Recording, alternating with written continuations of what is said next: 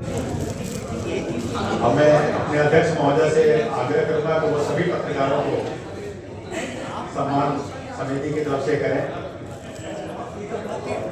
एक बार मैं पुनः एक बार जोरदार तालियों से अभिनंदन करेंगे सभी सांसदों का। मैं डॉक्टर वेद प्रकाश जी को आग्रह करूंगा कि वो मंच पे आ जाए।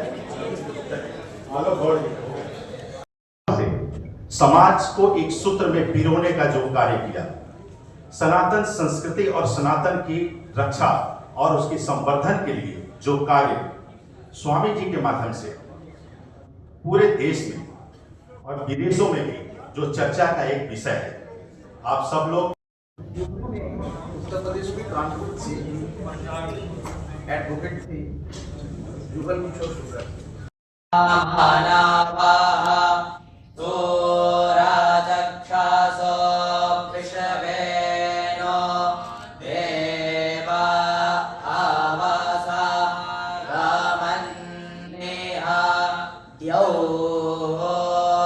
सशक्त माध्यम होते हैं। कई बार तो सच में कितनी चुनौतियों से जूझने के बाद, कितने आक्रमणों को झेलने के बाद, कई बार ना सुनवाई होने के बाद भी लगे रहते हैं, डटे रहते हैं, जुटे रहते हैं ताकि समाज जागता रहे।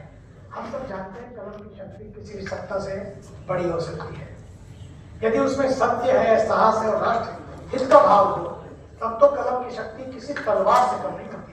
लेकिन ये तलवार ऐसी है जो संघात नहीं करती है, बल्कि एक निर्माण करती है। विध्वंस नहीं करती, निर्माण करती है, तब इतिहास बदलता है, समाज जागता है और राष्ट्र मजबूत होता है। आज के समय में स्थिति से तंग आकर अपने मौत को गले लगा लेता है, हम किसे शाबाशी दें? इस वैश्विक दौर में जहां हम अपना पर्चा 21वीं सदी की ओर ले जा रहे हैं, हम उन्हें शाबाशी दें? अपनी दयनीय दशा, पूरी जिंदगी गंवा देने वाला, अपनी कलम से लोगों की वाहवाही लिखने वाला एक चबूतरे पर अपनी जीवन लीला समाप्त कर लेता है, हम उसकी वाहवाही करें।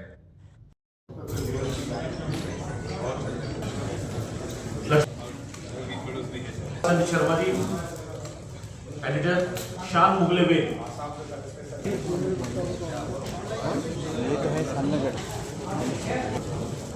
प्रतिभा शुक्ला जी,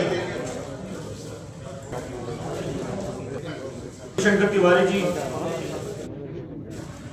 के सम्मान के साथ साथ मैं चाहूंगा कि हम सबके मार्गदर्शक शर्मा जी,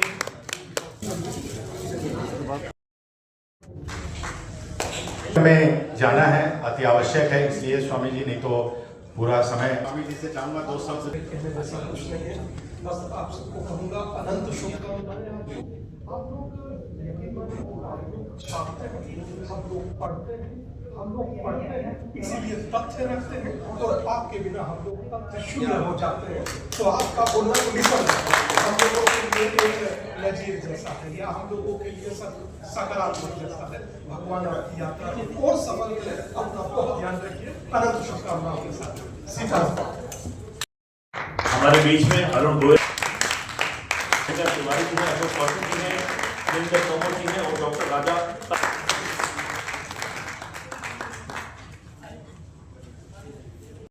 जी, अमित जी। उसमें एंगर हो जाता है।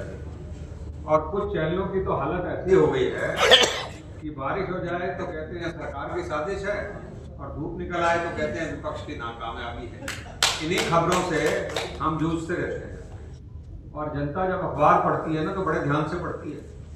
वो उसके अंदर से अपनी खबर देखना चाहती है कि भाई हम लोगों की जो रोज की समस्याएं हैं वो कोई उठा रहा है या नहीं उठा रहा है, जाके पता चले। भी सरकार तक तो हमारी समस्याएं नहीं पहुंच रही।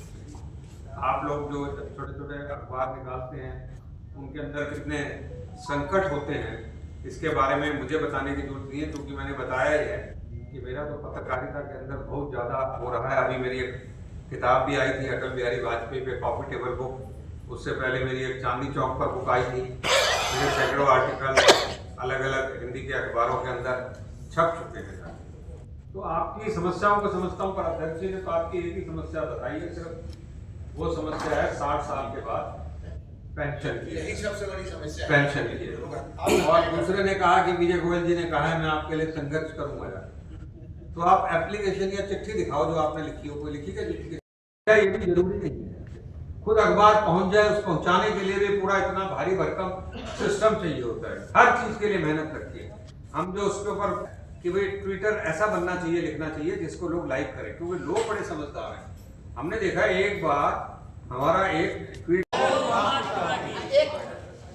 आप सभी को मेरा प्रणाम। IFSMN के राष्ट्रीय पदाधिकारी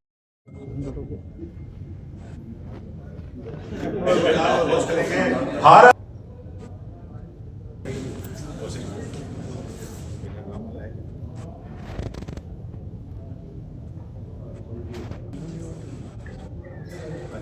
सब चीज एकदम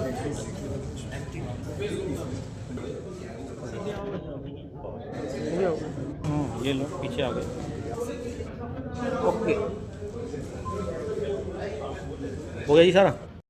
करते हैं आप, किंतु अब इनकी समस्याएं हैं क्योंकि इनके 60 साल के बाद पेंशन वगैरह का कोई इंतजाम नहीं है। उनका दावा है कि 18 राज्यों में मिल रही है तो वो पेंशन मिलनी चाहिए। पर सवाल यह है कि आज पत्रकारिता दिवस के ऊपर मैं ये कहना चाहता हूँ कि निर्भीक और सच पत्रकारिता होनी चाहिए। जैसा मैंने अपने कहा था, एक पत्रकार वो है जो सच लिखता है, एक पत्रकार वो है जो विज्ञापन देख के लिखता है, और एक ये है कि बताओ खबर दबानी है या चलानी है।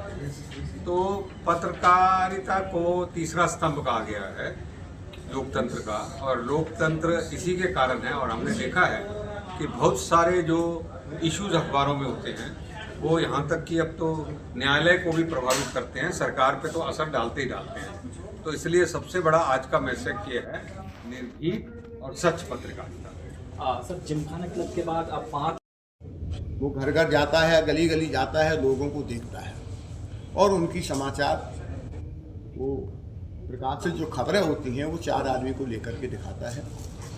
तो मैं ये कहना चाहता हूँ, आज 200 वर्ष पत्रकारिता, हिंदी पत्रकारिता के अवसर, कोई भी सरकार हो, कोई भी शासक हो, हिंदी के जो प्रिंट मीडिया जो है उसको जो समाप्त करने का जो उसका अभियान चल रहा है, कभी DAB के द्वारा, कभी RNI के द्वारा, कभी राज्य सरकार और नगर पालिकाओं के द्वारा, उसको इस देश की जनता कभी समाप्त नहीं होने देगी और ये अभियान जारी रहेगा।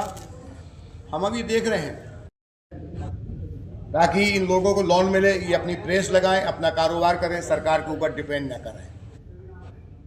तो सरकार को ये बात नागवार गुजरी कि अगर हमारे ऊपर डिपेंड नहीं होंगे तो हमारे खिलाफ खबरें भी छपेंगी। इसलिए उनका इनडायरेक्ट वे में अभियान चल रहा है कि प्रिंट मीडिया और खासकर स्मॉल एंड मीडियम के अस्तित्व को समाप्त कर दिया जाए। आज इस अवसर पर हम सभी को यही आह्वान करना चाहते हैं कि हम सब एकजुट हों, स्मॉल और मीडियम के लोग, प्रकाशक, एडिटर मिलकर के इस अभियान को तेज करें कि सरकार को झुकना पड़े और पहले की तरह आर्थिक सहायता के रूप में सरकारी विज्ञापन हमें दिए जाएं। ये सबसे बड़ी मांग आज मैं कर रहा हूँ। धन्यवाद। ठीक है।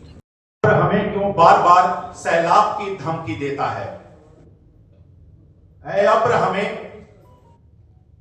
बार बार सैलाब की धमकी देता है। अरे हम तो दरिया के किनारे तरबूज की खेती करते हैं।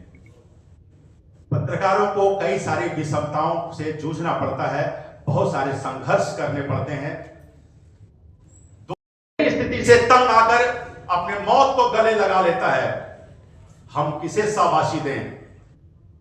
इस वैश्विक दौर में जहां हम अपना परचम 21वीं सदी की ओर ले जा रहे हैं, हम उन्हें शाबाशी दें? अपनी दयनीय दशा, पूरी जिंदगी गंवा देने वाला, अपनी कलम से लोगों की वाहवाही लिखने वाला एक चबूतरे पर अपनी जीवन लीला समाप्त कर लेता है, हम उसकी वाहवाही करें? सवाल यहां खड़ा होता है इस दहलीज पर। वो कहानी हम सभी पत्रकारों ने छापी और देखी और लिखी भी होगी। जब इंग्लैंड में एक बच्चा एक पाव लेकर भागता है और भूख से तड़पता है, लोगों ने इसी बात को कहा कि आखिरकार ये कमी किसकी है, इस व्यवस्था की है या उस बच्चे की जो चोरी किया एक रोटी। ये पत्रकारिता की जो जगह थी प्रिंट मीडिया की, वो कोई आज सोशल मीडिया या टीवी चैनल नहीं ले पा रहे हैं। आज कुछ खास वर्ग की खबरें आती हैं, चाहे टीवी चैनल हो या समाचार पत्र। और समाचार पत्रों का तो ये हाल हो गया कि वो विज्ञापन देखते हैं किस संस्थान का आ रहा है या किस सरकारी कौन सा विज्ञापन आ रहा है, उसकी खबर दिया जाए। आम जन की जो खबर है, आम जन की जो समस्या है, आम आदमी जो अपनी बात कहना चाहता है, उसको आज कोई तवज्जो नहीं दे रहा है।